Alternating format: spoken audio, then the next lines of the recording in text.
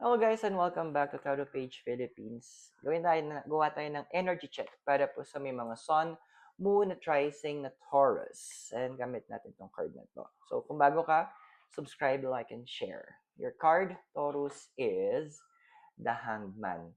Alam mo, kailangan mong tignan yung mga bagay at this point mula sa ibang mga anggulo. Kasi minsan, andun yung point na siguro on the negative aspect na stubborn ka, pero pwede mo kasing gamitin yung stubbornness na yon in a different concept. Now, once at, kumbaga ito yung point na you need to step back, tignan mo, i-assess mo yung head-on na ginagawa mo. Kasi minsan, ang bundok, hindi lang naman siya nako-conquer na kailangan mo siyang banggain eh. Minsan, kailangan mo siyang mag-detour ka pagilid. And sometimes, iba, sa construction, ginagawa nila is gumagawa ng tunnel through para makatagos doon sa bundok. So, time to assess your situation.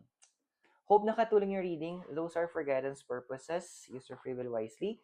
Kung bago ka, subscribe, like, and share para makapagkita tayo sa mga next video natin. Bye for now.